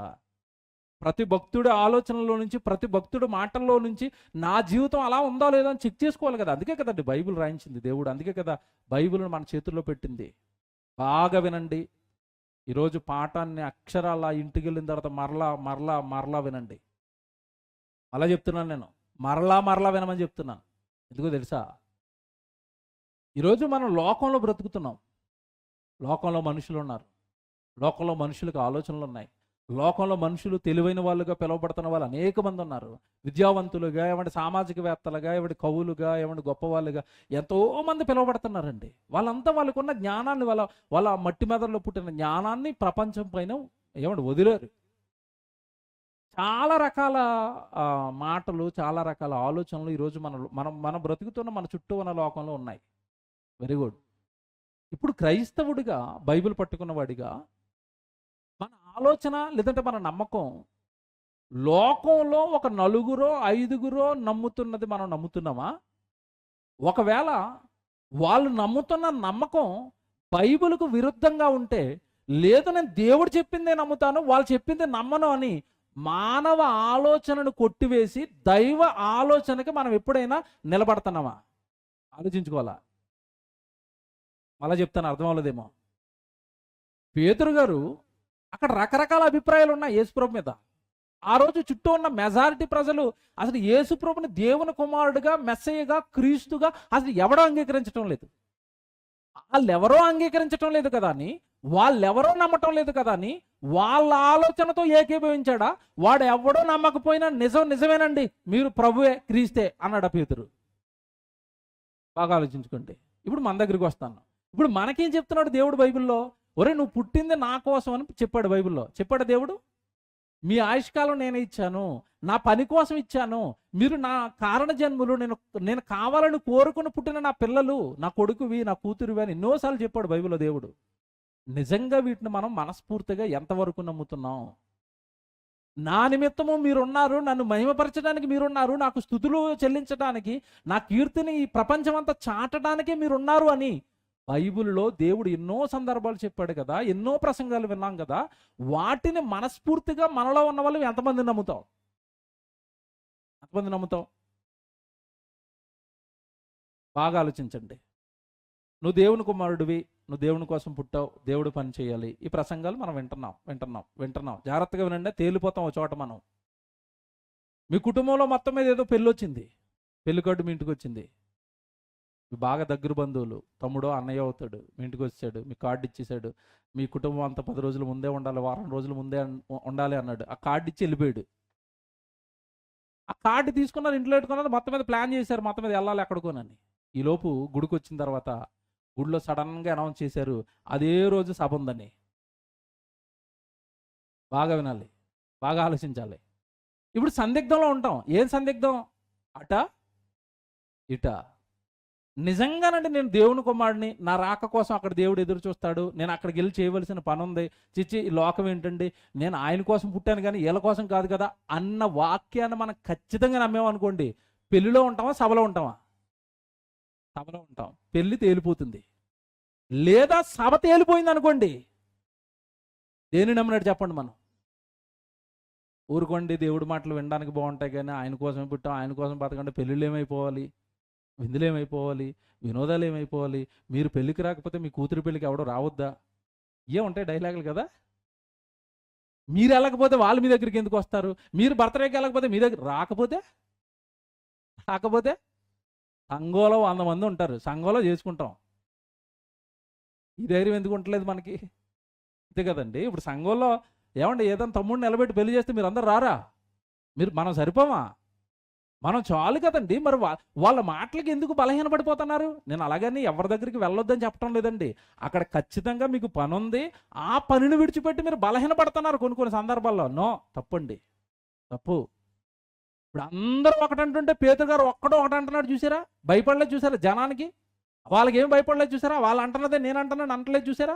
నో, ఇది నాకు దేవుడు బయలుపరిచాడు, నేను దేవుడి కోసం పుట్టానని నాకు ప్రసంగం నేను విన్నాను, నా బంధువులందరూ వినలేదు కనుక వాళ్ళు అందులో ఉంటారు, ప్రసంగం విన్నాను, నేను దీన్నే నమ్ముతాను. ఇదేనండి పేతురులో ఉన్న ధన్యత. మనలోనికి కొన్ని సందర్భాల్లో మిస్ అయిపోతున్న ధన్యత ఇదే. బాగా లోతుగా ఆలోచించండి నేను చెప్పేది. దేవుడు ఇంకా చాలా చెప్పాడు. ఇంకోటి జ్ఞాపకం చేస్తాను. చచ్చిపోయిన తర్వాత బ్రతుకుందా అని చెప్పాడు. మనకు చెప్పాడా? చెప్పాడు. లోకానికి సంగతి తెలుసా? తెలియదు కనుక వాళ్ళు నమ్మరు కనుక వాళ్ళ ఇష్టానుసారం వాళ్ళు బ్రతుకుతారండి. మనం అలా బ్రతకడానికి ఏమంటే అవకాశం ఉందా? చచ్చిపోయిన తర్వాత నేను బ్రతకాలనుకున్నవాడు దేవుళ్ళో బ్రతుకుతాడు. చనిపోయిన తర్వాత నేను లేవాలి అనుకున్నవాడు దేవుడి కోసం ఎన్నో కార్యక్రమాల్లో ఉంటాడు, సన్నిధిలో ఉంటాడు, వాక్యంతో ఉంటాడు. ఎందుకంటే రాబోయే జీవితం మీద ఆశ ఉంటుంది. మరణం ఏ రూపంలో నన్ను పలకరిస్తుందో తెలియదండి. వద్దండి బాబు, ఆ జీవితం వద్దు, ఆ పాపాలు వద్దు, ఆ లోకం వద్దు, నేను దేవుళ్ళలో ఉంటాను, దేవుడి పనిలో ఉంటాను, నేను చనిపోయిన తర్వాత తిరిగి లేవాలి. ఈ విధమైన ప్రయాణం ఉంటుంది, ఈ విధమైన ధ్యాసలో బ్రతుకుతూ ఉంటాడు. చచ్చిపోయిన తర్వాత బ్రతుకుందని నమ్మినవాడు. నమ్మలేదనుకోండి, ఏమంటే నామకార్థ భక్తి ఉంటుంది, ఏమంటే అలా వస్తూ ఉంటాం పోతూ ఉంటాం, దేవుడిలోని ఎటు ఎదుగుదల ఉండదు, దేవుడి కోసం ఏ కార్యక్రమాలు ఉండవు, దేవుడికి ఎటువంటి సహాయము ఉండదు. ఏమంటే నామకార్థులుగా మనం మిగిలిపోతాం. మన కార్యక్రమాలు మరణం తర్వాత జీవితాన్ని ఇస్తాయని నీకు అర్థమైతే నువ్వు దేవుడి కోసం చేస్తున్న పనే ఏమంటే మరణాన్ని గెలిపించి పరలోకాన్ని నిత్య జీవానికి నిన్ను తీసుకువెళుతుందన్న సంగతి నువ్వు మనస్ఫూర్తిగా నమ్మితే సుమా నమ్మితే బ్రతకాలి కదా. అందరూ నమ్మట్లేదు కదా, నేనెందుకు నమ్మాలని బలహీనపడవు కదా. మీకు మాట చెప్పనా, ఈ రోడ్డు మీద వెళ్తాను వాడిని ఎవరినో ఒక ఆటో అతనో లేదంటే బైక్ అతను ఏమంటే అలాగ ఆపి ఒరే చచ్చిపోయిన తర్వాత బ్రతుకుంది నువ్వు గుడిగిరా అన్నారు అనుకుని ఏమంటాడు చెప్పండి? ఈ బ్రతుకులు ఆగడానికే చాలా కష్టాలు పడుతున్నాను, చచ్చిపోయిన తర్వాత బ్రతుక అంటాడు వాడు. అంటే నీరసం అలాగ ఉంటుంది. మనకు ఆ నీరసం ఉండదు కదా, ఎందుకంటే చనిపోయి తిరిగి లేచిన వారి జాబితాలు ఎన్నో మన కళ్ళ ముందు దేవుడు పెట్టాడు. ఇక్కడ విషయం ఏంటంటే లోకం నమ్మని దాన్ని మనం బలంగా నమ్మగలుగుతున్నామా? ఇదే ధన్యత.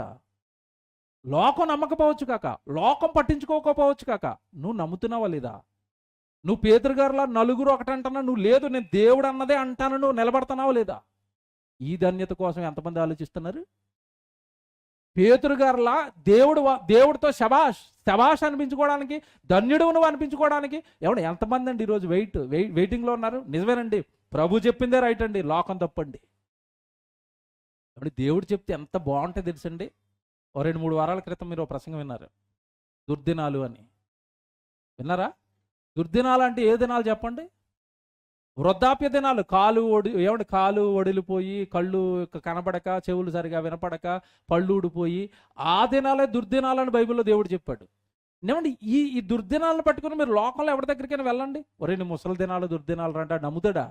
ఊరుకోవడం మంగళవారం మంచిది కదా అంటాడు, శుక్రవారం మంచిదని అంటాడు. ఆ శుక్రవారం రోజు బయటికి వెళ్ళి యాక్షన్ చేసుకుని ఇంటికి వస్తాడు. ఇదేటో మరి.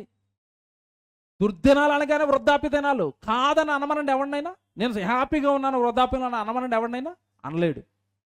దేవుడు చెప్పింది 100% రైట్ అండి, కానీ నమ్మేవాళ్ళు తక్కువ.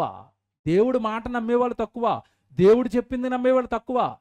లోకం అంతా ఇటైనా పోనివ్వండి. పేతురు గారు అండి నిజంగా ఆశ్చర్యపోయి నేను చాలా రోజులు ఆలోచించానండి. అది ఎలా చెప్పాలో కూడా నాకు అర్థం అవ్వలేదు, ఎలా ఎక్స్ప్లెయిన్ చేయాలి? అది నీకు దేవుడు బయలుపరచనే కానీ దానిని నీకు నరులు బయలుపరచలేదు అంటే అర్థం ఏంటంటే లోకంలో ఉన్న నరులు మాట్లాడుతున్నట్టుగా నువ్వు మాట్లాడలేదు కొడుకు కాదు. పేతురు గారిని అంటున్నాడు దేవుడు బయలుపరిచాడు నీకు. మీకు మాట చెప్తానండి, బాగా ఆలోచించండి. అసలు పేతురు గారికి దేవుడు ఎలా బయలుపరిచాడు? ఈరోజు సోకాల్డ్ బోధకులు అంటున్నారు కదా, రాత్రి రోజు మా మంచ పక్కన కూర్చున్నాడు దర్శనం ఇచ్చాడని.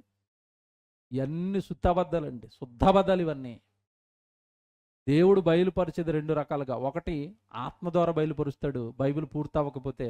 ఇప్పుడు బైబిల్ పూర్తయిపోయింది కనుక వాక్యం ద్వారా, బైబిల్ ద్వారా ప్రతి సంగతి బయలుపరుస్తాడు.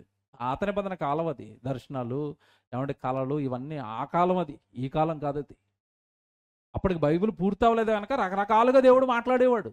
బైబిల్ పూర్తి అయిపోయి 66 పుస్తకాలు నీ చేతుల్లోకి వచ్చి గ్రంథస్థం అయిపోయి నువ్వు మాట్లాడుకుంటున్నా నీ భాషలోనికి బైబిల్ వచ్చిన తర్వాత కూడా ఇంకా కళ వస్తుంది, దర్శనం వస్తుంది అంటే నీ అంత అమాయకుడు ఇంకొకడు ఉండడు. ఒకవేళ ఆ కళల ద్వారానే, దర్శనాల ద్వారానే దేవుడు మాట్లాడాలని అనుకుంటే అనేక మంది ప్రజలను బలేసి వాళ్ళ జీవితాలను పనంగా పెట్టి బైబిల్ను రాయించవలసిన అవసరత లేదు. ఎవరితో మాట్లాడాలనుకుంటే వాళ్ళకి దర్శనం ఇచ్చి వాళ్ళతో మాట్లాడుకుంటాడు దేవుడు. నాకు బైబిల్ లేదనుకోండి, రాత్రి నేను ఏం చేయాలి? శనివారం రాత్రి మోకాలు వేసి దేవా కనపడు, రేపు ఏ ప్రసంగం చెప్పాలని అడగాలి నేను. అంతే కదండి. రేపు ఆదివారం వస్తుంది ఆరాధన తండ్రి, మరి ఆరాధనలో నేను ఏం మాట్లాడాలో నాకు చెప్పండి, నాకు దర్శనం ఇవ్వండి అని అడగాలి. ఆయన దర్శనం ఇస్తే నేను ఆదివారం వచ్చి నేను ఇక్కడికి మీకు చెప్పాలి. బైబిల్ లేకపోతే. కానీ బైబిల్ ఉంది కదా, బైబిల్ ఉంది, నేను బైబిల్ చదువుకున్నాను, పేతురు గారి సందర్భం నాకు అర్థమైంది, ఈరోజు మీతో చెప్తున్నాను. బైబిల్ రాయించింది ఎందుకు? చదువుకోవాలి, నేర్చుకోవాలి, వినాలి, దేవుడిని అర్థం చేసుకోవాలి.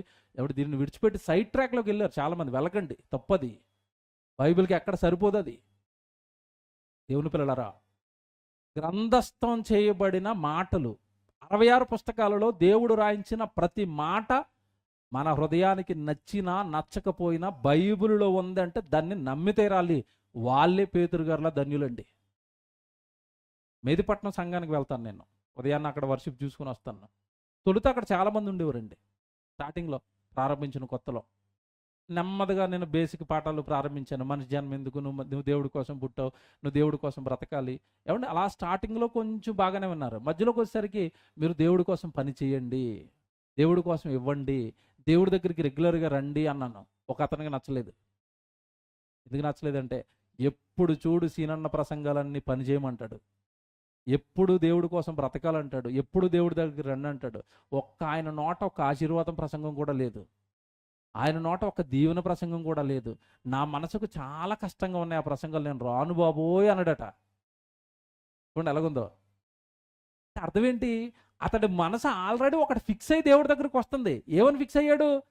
దేవుడి దగ్గరికి వెళ్తే, ఇదిగో నేను ఇప్పుడు ఏదో చిన్న ఉద్యోగం చేస్తున్నాను, ఈ ఉద్యోగం పెద్దదైపోద్ది, చిన్న ఇంట్లో ఉంటున్నాను, ఇల్లు పెద్దదైపోద్ది, చిన్న కారులో తిరుగుతున్నాను, ఈ కారు పెద్దదైపోద్ది, ఇలాంటి వాటితో వచ్చాడు.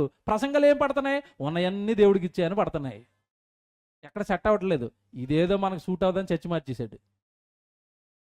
నిజం బైబిల్లో ఉన్నది ఉన్నట్టుగా చెప్తుంటే నీ మనసుకు నచ్చటం లేదు, నీ హృదయానికి నచ్చటం లేదంటే, నీ హృదయం ఎక్కడో నిన్ను పాడు చేస్తుంది, నీ హృదయం ఎక్కడో నిన్ను డైలమాలో పడేస్తుంది. దేవుడి వాక్యం అంటే హృదయం చాలాసార్లు స్వీకరించదు, తీసుకోదు లోపలికి. ఖచ్చితంగా చెప్తున్నాను, ఆ తీసుకోనప్పుడే మీ హృదయంతో మీరు పోరాడాలి. నో, ఇది నువ్వు నమ్మాల్సిందే, ఇదే దీన్ని నీకు నచ్చినా నచ్చకపోయినా దీన్నే నేను చేస్తాను అని మీ హృదయాన్ని మీరు లొంగదీయండి. దాని మాటలు నమ్మకండి. ఎందుకంటే బైబిల్లో చెప్పిన మాటే, హృదయము ఎలాగుందట, దానికి ఏ రోగం ఎలాగుందట, ఘోరమైన వ్యాధట. ఆ రోగిష్ఠుడితో మీకేం పని చెప్పండి? దేనికి రోగం వచ్చింది అన్నాడు దేవుడు? హృదయానికి రోగం వచ్చింది. అది ఏముంటుందంటే, దేవుడి దగ్గరికి వెళదాం, దేవుడికి ఇద్దాం, దేవుడి కోసం బ్రతుకు, దీన్ని అస్సలు ఒప్పుకోదండి. ఇందాక యేసుప్రభు చెప్పాడు కదా, దీనత్వం, సాత్వికం, అసలు ఆ మాటలనే హృదయం దగ్గరికి రానెత్తదా? ప్రాక్టికల్గా మిమ్మల్ని అడుగుతాను, మీ ఇంటి ముందోడే మీరేం తప్పు చేయలేదు, గొడవ వచ్చేస్తున్నాడు, యేసుప్రభు అన్నమాట, సాత్వికులు ధన్యులు, ఏమంటే వాళ్ళు భూలోకాన్ని స్వతంత్రించుకుందరు అన్న సౌండ్ అసలు రానెత్తదా? చెవులోకి కానీ, హృదయంలోకి కానీ, నోట్లోకి కానీ. 4 అంటే నేను 5 అంటాను. ఏది ప్రసంగం? సాత్వికులు ధన్యులు, కనికరం గలవారు, అన్నీ ఎగిరిపోతాయి. కరెక్ట్గా రైట్ టైం వచ్చేసరికండి అన్నీ ఎగిరిపోతాయి. అంటే అవి హృదయపూర్వకంగా మనం నమ్మటం లేదా? ప్రసంగం వరకే అనుకుంటున్నామా? చదవటం వరకే అనుకుంటున్నామా? విని సంతోషపెట్టడం వరకే అనుకుంటున్నామా? హృదయపూర్వకంగా దాన్ని స్వీకరించాలనుకుంటున్నామా? మొన్న ఒక వీడియో డౌన్లోడ్ చేశానండి, వీలైతే రేపు చూపిస్తాను. ఏమి లేదండి, 2 స్త్రీలు అండి, ఒక సీసీ కెమెరా ఉంది. ఎదురుగ్గా ఉన్న స్త్రీ లేచింది మొదట తెల్లవారి. లేచి తర్వాత ఆవిడ ఊడ్చుకోవడం స్టార్ట్ చేసింది. లోపల గేట్లో నుంచి అంతా ఊడ్చుకుంటూ వచ్చింది. బయటికి ఆకులు ఉన్నాయి, 4 ఆకులు. ఆ చెత్త అంతా ఒక కుప్ప చేసింది. ఎదురుగ్గా రోడ్డు మీద ఉన్న ఆకులు మాత్రం ఇలాగ అనిస్తే ఆ వెళ్ళి ఎదురుగ్గా ఉన్న గేటు ముందు పడ్డాయి. ఈలోపు అవతల లేచి వచ్చింది. అవతల లేచి వస్తే అంతా చూసుకుంది, అవతలంతా క్లీన్గా ఉంది, ఈవిడ ఇంటి ముందు ఆకులు ఉన్నాయి. ఈవిడ ఏం చేసిందంటే, ఆవిడ అలా లోపకెళ్ళగానే ఈ ఆకులు తీసి అలాగలగానే ఆవిడ గేటు ముందు వేసింది. అంతేనండి. ఇక మళ్ళీ ఆవిడ లోపల నుంచి బయటకు వచ్చింది. రాగానే ఆకులు వేస్తామని వాయిస్ అయితే లేదండి, విజువల్ ఒకటే కనపడుతుంది, సీసీ కెమెరా కదా, వాయిస్ రికార్డ్ అవ్వదు. అక్కడ జరుగుతున్నా చెప్తున్నాను. అంతే, ఆవిడ బయటకు రాగానే మొత్తం మీద ఏదో అరుచుకున్నారండి, కరుచుకున్నారు, కొట్టుకున్నారు. లోపలికి వెళ్ళండి, ఆవిడ ఒక పెద్ద కర్రట్టుకుని వచ్చేసింది. ఆ లోపలికి వెళ్ళి కర్రట్టుకు రాగానే ఈవిడ కొట్టగానే రోడ్డు మీద పడిపోయింది, అరుస్తుంది, కేకలేస్తుంది. ఫస్ట్ వీళ్ళ ఇంట్లోంచి పడిపోయిన ఆవిడ భర్త వచ్చేసాడు. భర్త రాగానే ఆ కర్ర తీసుకుని ఆవిడ కొట్టేశాడు. చూడండి ఎలా జరిగిందో, మీకు చూపిస్తాను వచ్చే వారం. ఈలోపు ఆ ఇంట్లోంచి వచ్చాడండి వాళ్ళ భర్త. ఎప్పుడైతే కర్రలో కొట్టుకోవడాలు చూసారో, మా ఆవిడని కొడతారని ఆడొక పెద్ద రాడ్ అట్టుకుని వచ్చండి. మొత్తం యువతలో ఉన్న ఆవిడ బుర్ర పగలు కొట్టేశాడు, అవతల అతను బుర్ర పగలు కొట్టి రక్తాలండి. అక్కడ గొడవ ఏంటి చెప్పండి? చెత్త అంటే చెత్త గొడవ ఇది. చెత్త గొడవకు బుర్రలు పగలు కొట్టుకుంటారా? సరేండి, ఆ చెత్త వేస్తున్న టైంలో సాత్వికులు ధన్యులు, భూలోకాన్ని స్వతంత్రించుకుందరు. అలాగుండి, అమ్మ వేస్తావా 4 ఆకులు వేసే, అమ్మ నువ్వు ఊడ్చుకుని లోపలికి వెళ్ళిపో. ఆ 4 ఎత్తి డస్ట్బిన్లో వేసేసిందండి. గొడవ? ఏం బైబిల్ అండి, బైబిల్ అండి. ప్రపంచంలో ఉన్న మనుషుల మధ్యలో బైబిల్ ఉంటే చాలండి, అసలు ప్రపంచంలో ఏ గొడవ జరగదండి, శాంతంగా ఉంటారు అందరూ. కానీ విషయం ఏంటంటే, ఎవరు నమ్మరు కదండి వాక్యాలు. ఎవరైనా నమ్ముతారా? ఆ వాక్యాన్ని పాటిస్తే వచ్చే ఉపయోగాన్ని నమ్ముతారా? నమ్మరండి. అందుకే అంటున్నాడు పేతురు హ్యాట్సప్ నాయన, లోకమంతా నేను ఎవరినో ప్రవక్తనని, ఏలియానని, ఇర్మియానని, బాప్తిస్మిచ్చి యోహానని అందరూ అంటుంటే, నువ్వు ఒక్కడవే నన్ను ఒరిజినల్గా నేనేంటో గుర్తుపెట్టావు కదా, నీకు ఒక వరం ఇస్తాను, నువ్వు ధన్యుడు కదా, ఇప్పుడు ధన్యుడు అయిపోయావు నువ్వు, ఇప్పుడు నీకు ఒక వరం ఇస్తాను అన్నాడు. నిజంగా హ్యాట్సప్ అండి. ఏం వరం ఇచ్చాడో తెలుసండి? ప్రపంచంలో ఎవ్వడికి ఆ వరం లేదు, ఎవ్వడికి దక్కలేదండి. మొట్టమొదట ఆ వరం అనుగ్రహించబడింది ఒక్క పేతురు గారికే. ఏమంటాడు చూసారా? చూద్దాం. మత్తయి సువార్త అక్కడికి వచ్చేయండి. 16వ అధ్యాయము 17 చదువుదాం. అందుకు యేసు, సీమోను బర్యోనా, నీవు ధన్యుడవు, పరలోకమందున నా తండ్రి ఈ సంగతి నీకు బయలుపరచని, ఆ నరుడు నీకు బయలుపరచలేదు. 18 వచ్చిన జాగ్రత్త చూసుకో. మరియు నీవు పేతురువు, ఈ బండ మీద నా సంఘాన్ని కడతాను. బా, ఏం వరవండిది! నీ మీదే, నువ్వు పేతురువు కదా, రాయువు కదా, నువ్వు కదల్చబడవు. నువ్వు రాయువు, నువ్వు నా జ్ఞానంలో, నా విషయంలో నువ్వు రాయివి, కదల్చబడని వాడివి. లోకమంతా ఏదో మాటలంటుంటే ఆ మాటలకు కొట్టుకుని పోయేవాడు కాదు నువ్వు. దేవుడు చెప్పిందే నమ్మేవాడవు నువ్వు. అందుకే నీ మీదే కడతాను సంఘాన్ని. నువ్వే కావాలి నాకు. ఇక్కడ మనుషులు అందరూ రకరకాల అభిప్రాయాలు చెప్తున్నప్పుడు ఆ అభిప్రాయాలతో పాటు ఎగిరిపోయే జ్ఞానం కాదు నీది. స్టాండర్డ్గా నిలబడిపోయే జ్ఞానం. నీకు పేరెడతాను, క్యాఫావు నువ్వు, రాయువు నువ్వు, బండవు నువ్వు. నీ బండ మీద నా సంఘాన్ని కడతాను. ఏంటంటే వరం ఏంటంటే, అక్కడ చాలామంది ఉన్నారు కదా, ఏమంటే మిగతా 11 మంది సైలెంట్. బా, ఏం ఛాన్స్ కుట్టాడండి పేతురు గారు, ఏం ఛాన్స్ అండి. ఇంకేమన్నాడు తెలుసా? నీ బండ మీద నా సంఘాన్ని కడతాను, అసలు పాతాళ లోకము యొక్క ద్వారములు దాని ఎదుట. అంటే అర్థం ఏంటి? నువ్వు ఎవరిని సంఘంలోనికి జాయిన్ చేసుకుంటావో, ఎవరిని సంఘంలోనికి నువ్వు వెల్కమ్ చేస్తావో పేతురు, ఎవరినైతే నువ్వు జాయిన్ చేసుకున్నావో వాడిక పాతాళానికి పోడు. పాతాళము యొక్క ద్వారములు నువ్వు కట్టబోయే నీ సంఘం ముందు నిలబడవు. అప్పటికి ప్రపంచం అంతా ఈ విషయంలోనే గడగడలాడిపోతుంది. చచ్చిపోతే పాతాళమట, చచ్చిపోతే పాతాళమట, చచ్చిపోతే నరకమట అంటుంటే ఆ నరకాన్ని తప్పించే అవకాశం నీకు ఇచ్చేస్తున్నాను. ఎందుకు ఇచ్చాడు చెప్పండి? ఇంత గొప్ప స్థితి ఎందుకు ఇచ్చాడు చెప్పండి? బాగా ఆలోచించండి. ఎందుకు ఇచ్చాడు? ప్రపంచంలో ఎవడు వాక్యాన్ని నమ్మకపోయినా నేను వాక్యాన్ని నమ్ముతాను. మనం ఉన్నాం అలాగా? ఎవడు నమ్మనివ్వకపోనివ్వండి, ఎవడు వినకపోనివ్వండి, ఎవడు మనం చెప్తున్న సంగతుల్ని అంగీకరించకపోనివ్వండి, మనం మాత్రం నమ్మాలి. వాక్యంలో ఉన్నది మనం నమ్మాలి. ఇంకేమన్నాడు తెలుసా పేతురు? అసలు పాతాళ లోక ద్వారములు నీ ఎదుట నిలువ నేరవు. ఎక్స్ట్రాగా ఇంకోటి ఏమిస్తున్నాడు తెలుసా? పరలోకం, నా ఇంటి తాళాలు, పరలోక రాజ్యం, పరలోకపు తాళాలు గుర్తునికి ఇచ్చేస్తున్నాను. ఇక నీ ఇష్టం, నువ్వు ఎవడికిస్తావో వాడు పరలోకానికి వస్తాడు.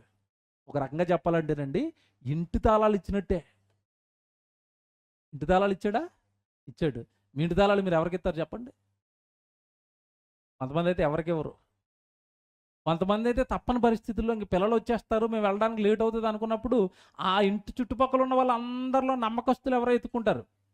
ఎవరు కొంచెం బాగా స్నేహంగా ఉంటారో వెతుక్కుంటారు. వాళ్ళకి ఇచ్చి, ఏమంటే మా పిల్లలు వస్తారండి, కొంచెం తాళం ఇచ్చేయండి. దొంగడికి ఇస్తారండి తాళం. ఇచ్చారని కూడా అసలే దొంగడాడు, వచ్చేలోపు మొత్తం ఖాళీ చేస్తాడు అంతా. పరలోక రాజ్యపు తాళపు చెవులు నీకు ఇస్తాను నాయన. తాళపు చెవులు, పరలోకం ఇంటి తాళాలండి, స్వర్గం తాళాలు ఇచ్చాడండి. అంటే నిజంగా మీరు బాగా ఆలోచించండి. ఎందుకింత ఖ్యాతి, ఎందుకింత గొప్ప చేశాడు, ఎందుకింత గొప్పగా పేతురు గారికి ఏమంటే అవకాశాన్ని ఇచ్చాడంటే, నీవు ధన్యుడువు. ఏ విషయంలో ధన్యుడు అంటే, లోకంతో సంబంధం లేకుండా నువ్వు వాక్యాన్ని నమ్ముతావు. ప్రజల అభిప్రాయాలతో నీకు నమ్మకం ప్రజల అభిప్రాయాలతో నువ్వు ఏకీభవించకుండా నువ్వు దేవుడు చెప్పిందే నమ్ముతావు నాయన. అక్కడ నువ్వు నాకు నచ్చావు. ప్రజలందరూ అంటున్నది నువ్వు అనవు, ప్రజలందరూ నమ్ముతున్నది నువ్వు నమ్మవు, ప్రజలందరూ చేస్తున్నది నువ్వు చెయ్యవు. సపరేట్ అయిపోయావు. వాక్యంలో దేవుడు ఏది చెప్తాడో అదే చేస్తానంటున్నావు. నువ్వు ధన్యుడువు. నీకే ఇస్తాను ఈ అర్హతలు, నీకే ఇస్తాను ఈ భాగ్యం, నీకే ఇస్తాను ఈ దీవెన, నీకే ఇస్తాను ఈ గొప్ప అవకాశం. ఏంటండి పేతురు గారిని ఆలోచించండి ఒకసారి. పేతురు గారిలో ఉన్న ధన్యత మనలో ఉందా? అంటే మనం ప్రతిదాన్ని నమ్ముతున్నామా? ప్రసంగాలు వింటున్నాం కదా, ప్రతి ప్రసంగాన్ని నమ్ముతామా? బైబిల్ చదువుకుంటున్నాం కదా, బైబిల్ చదువుతున్నప్పుడు బైబిల్లో నీ హృదయానికి ఇబ్బంది పెడుతున్న సంగతులు ఎన్నోసార్లు నీకు ఎదురవుతున్నాయి. బైబిల్ చదువుతున్నప్పుడు అండి, బైబిల్లో ఉన్న సంగతులు చాలా మనల్ని ఇబ్బంది పెడతాయి. కొంతమంది ప్రసంగాలు వింటున్నప్పుడు ఆ ప్రసంగం మనల్ని ఇబ్బంది పెడుతుంది. మనకేదో తప్పు చేస్తున్నామన్న ఆ ఫీలింగ్ మనలో తెస్తుంది. అప్పుడు నువ్వేమైనా సర్దుకోవడానికి ప్రయత్నిస్తున్నావా? వాకింగ్ కదా అది, దేవుడు చెప్పింది కదా అది, దానికి భిన్నంగా నేను ఉన్నాను కదా. వద్దండి, ఏదో మనుషుల మాటలు నమ్మో, లోకాన్ని నమ్మో, దేవుడికి భిన్నంగా నేను బ్రతకనండి, దేవుడు వాక్యంలో చెప్పింది చేస్తాను అని ఎంతమంది పేతురు గారు బలంగా నమ్మినట్టుగా దేవుడు వాక్యాన్ని నమ్ముతున్నారు, ప్రజలతో సంబంధం లేకుండా. కనుక దేవుని పిల్లలుగా ఈరోజు పేతురు గారిలో కనపడుతున్న ధన్యత మనలో మనం చూసుకోవాల్సింది ఏంటంటే వాక్యాన్ని మనం ఖచ్చితంగా నమ్ముతున్నామా లేదా. ఎందుకంటే ఏమంటే ఇక్కడ కూర్చొని మీ అందరికీ తెలుసు, ఈ చర్చిని మేము ప్రారంభించింది మొదలు నేటి వరకు ఏమంటే ఆశీర్వాదాల పేరు చెప్పి ప్రజల్ని రప్పించలేదు, ఏమండి దేవుడు పేరట తాయిలాలు ప్రకటించి సంఘాన్ని కట్టలేదు. ప్యూర్గా బైబిల్లో దేవుడు ఏది చెప్పాడో ఉన్నది ఉన్నట్టుగా చెప్తున్నాం. అలా నమ్మి విశ్వసించిన వాళ్ళే మీరు అందరు ఇక్కడికి వస్తున్నారు, సత్యాన్ని నమ్ముతున్నారు, ఉన్నది నమ్ముతున్నారు. లోకంలో చాలా రకాల బోధలు ఉన్నాయి కదా, వాటన్నిటిలో నుండి విడిపింపబడ్డాం, సత్యవాక్యానికి అంటుకట్టబడ్డాం, సత్యవాక్యంలో మనం పెరుగుతున్నాం, సత్యవాక్యపు సేవలో మనం అందరూ ఉంటున్నాం, నమ్ముతున్నాం. మీలో ఏమైనా వాక్యానికి భిన్నంగా వాక్యంలో ఉన్నవి ఏమండి మీరు నమ్మలేని పరిస్థితులు ఏమైనా ఉంటుంటే సరి చూసుకోండి. ధన్యులు అవ్వాలి అంటే ఖచ్చితంగా ఎవరు నమ్మినా నమ్మకపోయిన వాక్యాన్ని ముందు నువ్వు నమ్మాలి, నువ్వు నమ్మాలి, నీ కుటుంబం నమ్మాలి. ఇప్పుడు దీన్ని మనసులో పెట్టుకుని ఇప్పుడు బైబిల్ అంతా చదవండి, మీకు చాలా సంగతులు అర్థమవుతాయి. యెహోషువ గారు మీకు తెలుసండి, మోషే తర్వాత నాయకుడు. ఆ రోజు పరిస్థితులు బాగోలేదు, ఇశ్రాయేల్ ప్రజలందరూ కూడా నుండి తల పక్షాన వెళ్ళిపోయారు. చివరిలో నుండి ముగింపులో ఏమంటున్నాడు తెలుసండి యెహోషువ, ఏమన్నాడు తెలుసా, నేనును నా ఇంటి వారును యెహోవాని సేవిస్తాం, మీరు ఎట్టుపోతారో పొండి, మేము మాత్రం యెహోవాయే. ఆ రోజు చాలామంది బయలుదేవతల వైపు వాళ్ళ వైపు వీళ్ళ వైపు రకరకాలుగా వెళ్ళిపోయారండి. నేను మాత్రం అలాగే వెళ్ళను, నేను నా ఇంటి వారు మేము ఎక్కడ ఉంటాం, యెహోవాని సేవిస్తాం. వాళ్ళ మాటలు వీళ్ళ మాటలు విని ఏమంటే యెహోషువ ఆ కాలానికండి తన పక్కన ఉన్న వాళ్ళు చాలామంది ప్రభువుని విడిచిపెట్టి రకరకాలుగా వెళ్ళిపోయారు. నేను వెళ్ళనలాగా, నేను వెళ్ళను, దేవుడిని నమ్ముతాను, దేవుడు వాక్యాన్ని నమ్ముతాను అన్నాడు. ధన్యుడు కదండి యెహోషువ, ధన్యుడు కదండి. అలా బైబిల్ చరిత్ర అంతా మీరు చదువుకోండి. భక్తులు అనగానేనండి లోకంలో ఎవడు నమ్మినా నమ్మకపోయినా, ఎవడు వినకపోయినా వాళ్ళ జీవితాన్ని పణంగా పెట్టి దేవుడి వాక్యాన్ని నమ్మేవారే భక్తులు. అబ్రహాం జీవితం చూస్తారా, ఆ రోజు అసలు అప్పటికండి చనిపోయిన వారిని బ్రతికించిన జాబితాలు లేకపోయినా కొడుకును బలిమ్మండనంటే బలిపీఠం మీదకి ఎక్కించాడు. బలిపీఠం మీదకి ఎక్కించి మనసులో ఏమనుకుంటున్నాడట, నా కొడుకును బలిచ్చినా కూడా దానిని తిరిగి లేపి సజీవుని చేయడానికి దేవుడు శక్తిమంతుడు. నమ్మాడా? నమ్మాడు. అంతకుముందు ఏమైనా అలాంటి సీన్లు చూసాడా? చూడలేదండి. నమ్ముతాడు. కారణం ఏంటి, నేను 100 సంవత్సరాలు ఏమంటే నా గర్భం ఉడికిపోయిన తర్వాత, నేను ముసలైపోయిన తర్వాత కొడుకును కనడానికి నాకు శక్తినిచ్చిన దేవుడు, నా గర్భాన కొడుకును పుట్టించిన దేవుడు, వాడు చచ్చిపోయినా కూడా తిరిగి లేపుతాడు. నమ్మకం అండి, దేవుణ్ణి నమ్మటం అండి. నిజంగా ఇలాంటి ఆలోచనలు మన జీవితంలో ఎన్ని ఉంటున్నాయి ఆలోచించండి మీరు బాగా. ప్రజలతో సంబంధం లేదు, వాడు ఎవడో నమ్మట్లేదు, వీడు ఎవడో నాకెందుకండి, నేను వాక్యాన్ని నమ్ముతాను అంతే, నేను వాక్యంలోనే జరిగిస్తాను అంతే. ప్రకటన గ్రంథం ఓ మాట చూపిస్తాను మీకు ఇదంతా తెలియడానికి. ప్రకటన గ్రంథం ఏమంటే 22వ అధ్యాయము 7వ వచనం చూడండి. ప్రకటన గ్రంథం 22వ అధ్యాయం 7వ వచనం అండి. ఇదిగో నేను త్వరగా వచ్చుచున్నాను. ఈ గ్రంథం బైబిల్ గ్రంథం, ప్రకటన గ్రంథం వరకు ఉన్న 66 పుస్తకాలు ఉన్నాయి కదా, ఈ గ్రంథములోని ప్రవచన వాక్యాలను గైకొనాలి. గైకొనటం అంటే పాటించు, దేవుడి కొరకు ఇవ్వు అని రాశాడు కదా, ఇయ్యు. దేవుడి కోసం నీ దేహాన్ని అర్పణగా ఇవ్వాలన్నాడు కదా, నీ దేహాన్ని ఇయ్యు. దేవుడి దగ్గరకు వచ్చి నువ్వు చక్కగా నీ దేహాన్ని సేవలో పెట్టాలి అన్నాడు కదా, పెట్టు. ఓ పాట పాడతావా, ఓ ప్రార్థన చేస్తావా? సేవలో జరుగుతున్నప్పుడు రకరకాల పనులు ఉంటాయి కదా, వంట చేసే కార్యక్రమాలు, లేవంటే ఈ మందిరాన్ని శుభ్రం చేసే కార్యక్రమాలు, రకరకాల పనులు ఉన్నాయి కదా దేవుళ్ళో. కరపత్రాలు పంచే కార్యక్రమాలు, ఏమండి ఆన్లైన్లో బోల్డ్ అంత సేవ, ప్రసంగాలను షేర్లు చేయటం, ప్రసంగాలు కట్ చేయటం, బోల్డ్ అంత పని ఉంది కదండి. ఏ పని మీరు ఎత్తుకుంటారు, గైకోనటువంటి చేస్తారు. మీరు సర్వలోకానికి వెళ్ళి సర్వ సృష్టికి సువార్తను ప్రకటించండి అన్న మాటను నమ్మి ఎంతమంది దేవుడు పనిలో ఉంటారు. ప్రవచన వాక్యాలు మీరు గైకొనండి, చెయ్యండి. ఈ గ్రంథంలో ఉన్న వాక్యాల ప్రకారం మీరు చెయ్యండి చేతలు. అలా చేసిన వాడు ధన్యుడు అన్నాడు చూసారా, అలా చేసిన వాడికి దేవుడు పరలోకం ఇస్తాడు, వాడు కూడా ధన్యుడే. అంటే ఇప్పుడు పేతురు గారు ఆ రోజు సమాజం అంతా నమ్మినా నమ్మకపోయినా మెస్సయ్య ఇతడేనని ఆయనలో ఉన్న ఏమంటే లక్షణాలను బట్టి, ప్రవక్తలు రాయించిన ప్రవచనాల సారాన్ని బట్టి, ఎందుకంటే పేతురు గారు కానీ ఆంధ్రే కానీ వీళ్ళందరూ కూడా సామాన్యులని మాత్రం మీరు అనుకోకండి. వాళ్ళ దగ్గర ఆ రోజు డబ్బు లేకపోవచ్చు కాక, వాళ్ళ దగ్గర సరైన వృత్తి లేకపోవచ్చు కాక, ఎవడు వాళ్ళు పేదవాళ్ళు కావచ్చు కాక, వాళ్ళు ఆ రోజు లోక సంబంధమైన చదువు లేని వాళ్ళు కావచ్చు కాక, వాక్యం లేని వాళ్ళు మాత్రం కాదండి. వాళ్ళు ధర్మశాస్త్రము ప్రవక్తల ప్రవచనాలను చేత పట్టుకుని ఆ ప్రవక్తల సారంతో మెస్సయ్య రాబోతున్నాడని ప్రవక్తల ప్రవచనాలను కళ్ళ ముందు పెట్టుకుని మెస్సయ్య కోసం వెతుకుతున్న భక్తులలో యేసుప్రభు దగ్గరికి రాకమునిపే. అందుకే వాళ్ళని పట్టుకున్నాడు. అందుకేనండి ముందు ఆంద్రే వస్తాడు. వీళ్ళిద్దరు యోహాను శిష్యులండి. ఆంద్రే వస్తాడు ముందు యేసుప్రభు దగ్గరికి. అప్పుడు పేతురు గారి దగ్గరికి, సహోదరి దగ్గరికి పరుగుని వెళ్ళి మేము మెస్సయ్యను కనుగొన్నాం. రానగానే అమ్మో ఇంతకాలం మనం ఎదురు చూస్తున్న మెస్సయ్య వచ్చేసాడా, మెస్సయ్య దొరికేశాడా, అమ్మ దేవుడికి స్తోత్రం అనుకుని అప్పటి నుంచి అంటే వాళ్ళు యేసుప్రభు వెనకాల వెళ్ళిపోవడం ప్రారంభించారు. అందుకే ఇందాక చదువుకున్న భాగంలో ఏమన్నాడు, నీవు సజీవుడవైన దేవుని కుమారుడవైన క్రీస్తువు మెస్సయ్య నువ్వే మాకు తెలుసు తండ్రి. ఆ లోకానికి తెలియదు. అలా తెలియనంత మాత్రాన మేవెందుకు వాళ్ళ అభిప్రాయాలతో ఏకీభవిస్తాం? నువ్వు క్రీస్తువే, మా రక్షకుడివే, పరలోకంలో ఉన్న తండ్రికి నువ్వు కుమారుడివే. మనలో ఎంతమంది విశ్వసిస్తున్నాం ఇది? పరలోకంలో మన తండ్రి కుమారుడు యేసుక్రీస్తుల వారిని పరలోకం కొరకు ఏమంటే మన జీవితం వెళ్ళిపోవాలి అని పరలోకంలో ఉన్న తండ్రి ఎదురు చూస్తున్నాడు అని ఎంతమంది నమ్మి బ్రతుకుతున్నాం? మీరు బాగా ఆలోచించుకోండి. నమ్మి బ్రతుకుతున్నారా? మీకు మాట చెప్తారండి. ఇది ఇది ఇది మరి మీరు బాగా ఆలోచించుకోవాలి, అవునో కాదో. చాలామంది దేవుడు నమ్ముతారండి. దేవుడు గుడికి వస్తారు. దేవుడు గుడిలో చెబుతున్న ప్రతి ప్రసంగాన్ని నమ్ముతారా?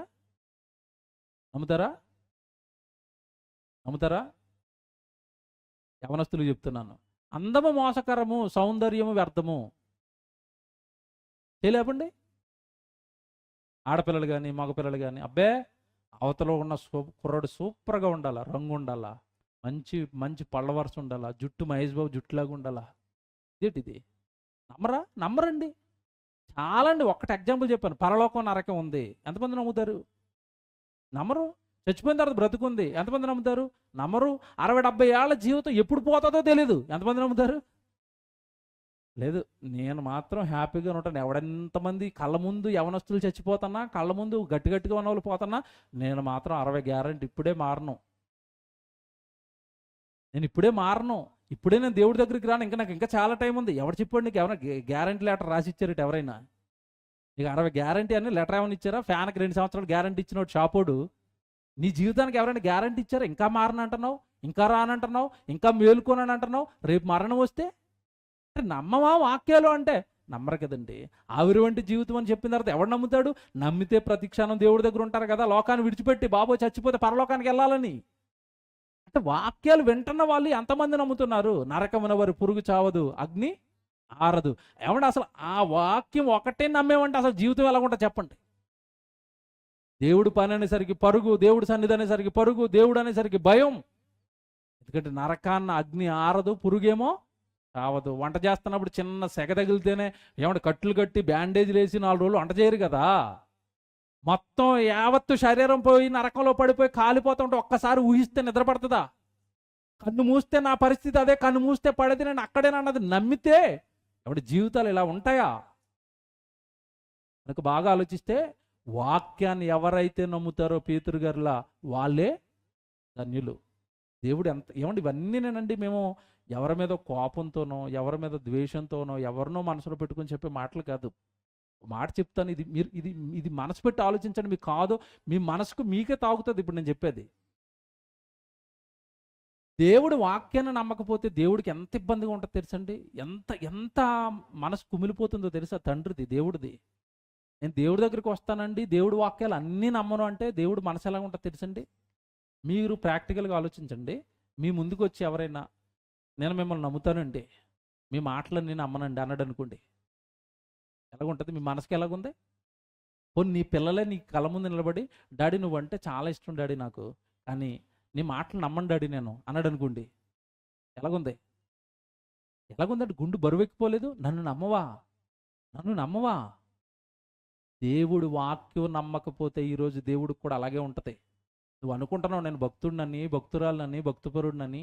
కొన్ని నీకు ఇష్టమైనవి నమ్మి నీకు ఇష్టమైనవి చేస్తూ, కొన్ని నీ హృదయానికి కష్టంగా ఉన్నవన్నీ పక్కన పెట్టేసి నేనేదో భక్తుడిని అనుకుంటున్నావేమో.